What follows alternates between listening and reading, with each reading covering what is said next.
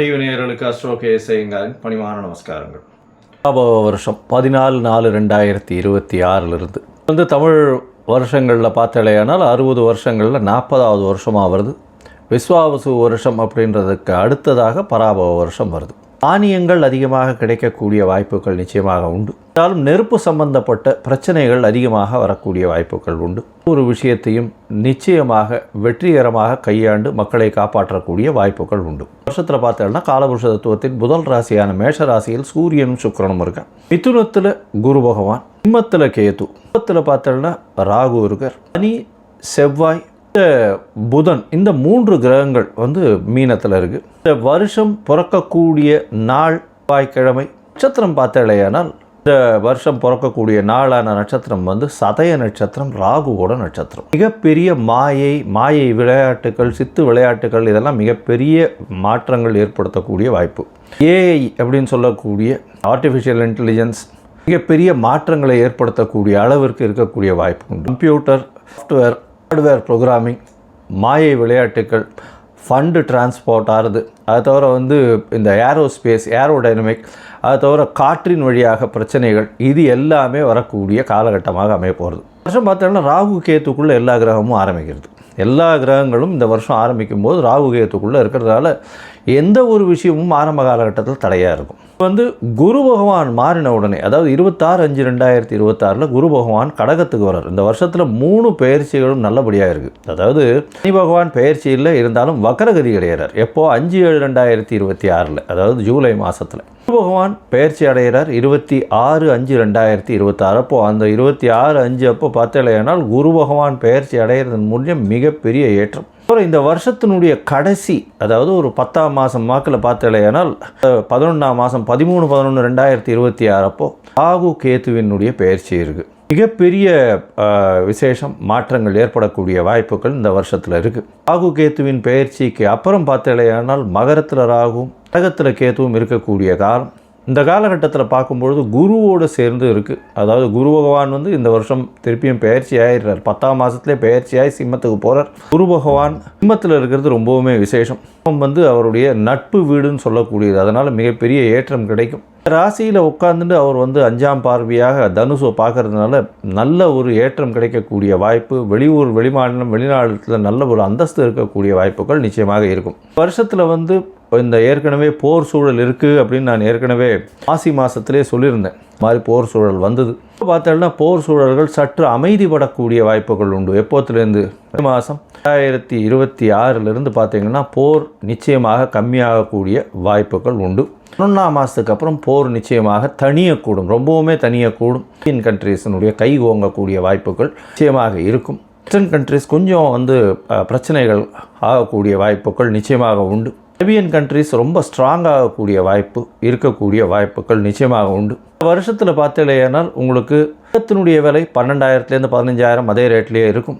வெள்ளியினுடைய விலை சீராக ஏறி கிட்டத்தட்ட ஒரு 350-400 ரூபாய் கிராமுக்கு கொண்டு வந்துடும். இந்த வருஷம் நம்மளுடைய இந்தியன் கரன்சி ஸ்டேபிளாக இருக்கும். இருந்தாலும் டாலர் ஸ்டெபிலிட்டினால் இந்தியன் கரன்சி சற்று வீழக்கூடிய வாய்ப்புகள் மிகவும் அதிகம். 105 ரூபா வரலும் போகக்கூடிய வாய்ப்புகள் நிச்சயமாக இருக்குது. ஷேர் மார்க்கெட் இண்டிசஸில் நல்ல ஒரு ஏற்றங்கள் இருக்கக்கூடிய வாய்ப்பு. மே மாதத்துக்கு மேலே ஷேர் மார்க்கெட்டில் மிகப்பெரிய மாற்றங்கள் வரும். எக்ஸ்போர்ட் இம்போர்ட் பிஸ்னஸ் எல்லாம் பார்த்தோம்னா மே மாதத்துக்கு மேலே நல்லபடியாக இருக்கக்கூடிய வாய்ப்பு. ஏன்னா குரு பகவான் 12ஆம் இடத்து தன்னோட வீட்டையே பார்க்கும்பொழுது நிச்சயமாக ஏற்றம் கிடைக்கும். காலகட்டத்தில் ராகு கேத்துக்குள்ளே இருக்கிறதுனால எந்த ஒரு விஷயத்திலும் நிச்சயமாக தடைகள் அதிகமாக இருக்கும். ரொம்பவும் ஜாகிரதையாக பண்ணுறது ரொம்பவுமே நல்லது. பெண்களுக்கு சிறு சிறு தடங்கல்கள் வரும்.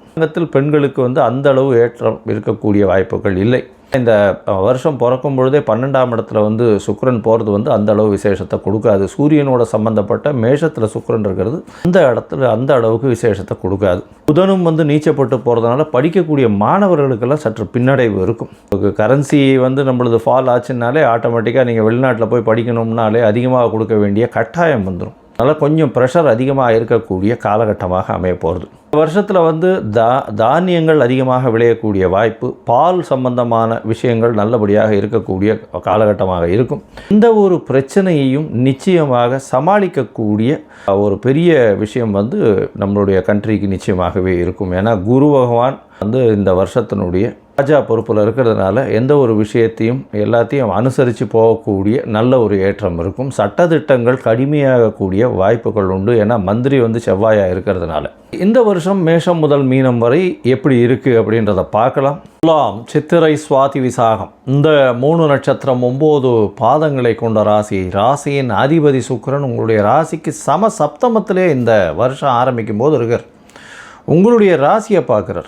எடுத்த காரியங்களில் வெற்றி, தீர்க்கமான முடிவு, எந்த ஒரு விஷயத்திலும் நிச்சயமான வெற்றி உங்களுக்கு உண்டு. துலா ராசிக்காரர்களுக்கெல்லாம் எல்லா விதமான வெற்றிகளும் வரும். ஏன்னா இந்த வருஷம் மொத்தமே சனி பகவான் 6ஆம் இடத்துல போய் இருக்கார். 6ஆம் இடத்துல சனி பகவான் இருந்ததுனால போட்டிகளில் வெற்றி. எல்லா விஷயத்திலும் எந்த கடன் கேட்டிங்கன்னாலும் கடன்காரன் எவ்வளோ நாள் உங்கள்கிட்ட காசை கொடுன்னு கேட்டவன் எல்லாருமே சரி இவர்கிட்ட கொடுத்தா சேஃபாக தான் இருக்கும், நிச்சயமாக அவரே கொடுத்துருவார் அப்படின்னு சொல்கிற அளவுக்கும் நீங்களும் கொடுக்குற அளவுக்கும் இருக்கக்கூடிய காலகட்டமாகவே இருக்கும். உங்களுடைய ராசிக்கு பார்த்தோன்னா 9ஆம் இடத்துல இருக்கிற குரு பகவான் உங்களுடைய ராசியை பார்க்குறது பெரிய விசேஷம். உடல் நலத்தில் நிச்சயமாக நல்ல ஒரு ஏற்றம் இருக்கும், தீர்க்கமான சிந்தனை இருக்கும். அதை தவிர பார்த்தீங்கன்னா உங்களுடைய ராசிக்கு 5ஆம் இடத்தையும் குரு பகவான் பார்க்குறார். அதனால் கண்டிப்பாக குழந்தை பிராப்தி ஏற்படக்கூடிய பாக்கியம் நிச்சயமாக உண்டு. இந்த காலகட்டம் ரொம்ப ஒரு மாதம்தான் இருக்கும். ஏன்னா குரு பகவான் உங்களுடைய ராசிக்கு 9ஆம் இடத்துலேருந்து 10ஆம் இடத்துக்கு போகிறார். 10ஆம் இடத்துக்கு போகிற குரு பகவான் என்ன சார் 10ல் குரு பதவியை குலைப்பாருன்னா பதவியை கொடுப்பார் உங்களுக்கு. ஏன் கொடுப்பார் அப்படின்னா 6ஆம் இடத்து 3ஆம் இடத்து அதிபதினு சொல்லக்கூடியவர் குரு. இந்த ராசிக்காரர்களுக்கு குரு பகவானை பொறுத்தவரையும் மிகப்பெரிய ஏற்றத்தை கொடுக்கறது கிடையாது. அவர் 10ஆம் இடத்துல போய் இருக்கிறதுனால பெரிய மாறுதல்களை உங்களுக்கு உண்டு பண்ண மாட்டார். அதாவது பதவியில் பிரச்சனைகள் அதெல்லாம் வரவே வராது. இன்ஃபேக்ட் பதவியில் உங்களுக்கு அதிகமான ஒரு ஏற்றம் கிடைக்கக்கூடிய வாய்ப்பு, புதிய தொழில் அமையக்கூடிய வாய்ப்பு, தொழில் மூலியமாக வெற்றிகளை சம்பாதிக்கக்கூடிய வாய்ப்புகள் நிச்சயமாக இருக்கும். உங்களுடைய ராசிக்கு பார்த்தோன்னா 6ஆம் இடத்துல இருக்கக்கூடிய சனி பகவானையும் குரு பார்க்கறதுனால நல்ல ஒரு விசேஷம். அதனால் எல்லா விதமான போட்டிகளிலும் நீங்கள் வெற்றி பெறக்கூடிய காலகட்டமாக இருக்கும். புதிய கடன் அமையக்கூடிய வாய்ப்புகள், கடன் அதாவது சுப கடன்களாக இருக்கக்கூடிய வாய்ப்புகள் மிகவும் அதிகமாக இருக்கக்கூடிய காலகட்டமாக அமையும். உங்களுடைய ராசிக்கு பார்த்தீங்கன்னா 4ஆம் இடத்தையும் பார்க்குறார், 2ஆம் இடத்தையும் பார்க்குறார். தனஸ்தானத்தை குரு பகவானே பார்க்குறது பெரிய விசேஷம். ஏன்னா தனக்காரகனே அவர் தான். உச்சம் பெற்று போய் தனஸ்தானத்தை பார்க்குறாருன்னா அதை விட வேறு என்ன வேணும்? பணம் தொழில் மூலியமாக அதிகமாக வரக்கூடிய காலகட்டம். பார்த்து முடிக்க அளவு, அதாவது நினச்சி பார்க்க முடியாத அளவிற்கு பணம் கொட்டக்கூடிய காலகட்டம். குடும்பத்தில் நல்ல சந்தோஷமான காலம், குடும்பம் நல்லபடியாக அமையக்கூடிய வாய்ப்பு நிச்சயமாக இந்த காலகட்டத்தில் அமையும். ராசிக்கு 4ஆம் இடத்தை குரு பார்க்குறதுனால பணவரவு நல்லபடியாக இருக்கும். படிக்கக்கூடிய குழந்தைகளுக்கு ஏற்றம் இருக்கும். தாயின் சொத்துக்கள் வரும். தாயின் உடல்நிலையில் நல்ல ஒரு ஏற்றம் இருக்கும். இதை தவிர 11ஆம் மாதத்தில் பார்த்தேனால் குரு பகவான் சிம்மத்துக்கு 11ஆம் இடத்துக்கு வந்துடுறார். கேத்துவும் ராகுவும் மாறுறார். கேத்து 10ஆம் இடத்துக்கு போகிறார், ராகு 4ஆம் இடத்துக்கு வர்றார். 4ஆம் இடத்துல இருக்கக்கூடிய ராகு பகவான் பார்த்தேனால் படிக்கக்கூடிய மாணவர்களுக்கு மனக்லேசத்தை கொடுப்பார். அதை தவிர உடல் அலைச்சல் கொஞ்சம் அதிகமாக இருக்கும். எந்த ஒரு விஷயத்திலுமே வெற்றி அடையணும்னா அலைச்சல் கொஞ்சம் அதிகமாக இருக்கக்கூடியதாகவே இருக்கும். அதனால் ஒரு வெற்றியை சுவைக்கணும் அப்படின்னா அதற்குண்டான எஃபர்ட்னு சொல்லக்கூடிய அதற்குண்டான உக்திகளை கையாண்டு அதற்குண்டான வேலைகளை செஞ்சே ஆகணும். அதனால் அலைச்சல் கொஞ்சம் அதிகமாக இருக்கக்கூடிய காலகட்டமாகவே அமையும். கவலைப்பட தேவையில்லை. அந்த அலைச்சல் உங்களுக்கு வெற்றியை அதிகமாக கொடுக்கக்கூடிய காலமாக இருக்கும். மொத்தத்தில் பார்த்தீங்கன்னா துளாராசிக்காரர்களுக்கு மிகவும் ஏற்றமான காலம். எடுத்த காரியங்கள் அனைத்திலும் வெற்றி கிடைக்கக்கூடிய வாய்ப்பு, பணவரவிற்கு பஞ்சமில்லை, உடல் நலத்தில் நல்ல ஒரு ஏற்றம் இருக்கக்கூடிய வாய்ப்பு, போட்டிகளில் வெற்றி, போட்டி தேர்வில் வெற்றி பெறக்கூடிய வாய்ப்புகள் நிச்சயமாக இருக்குது.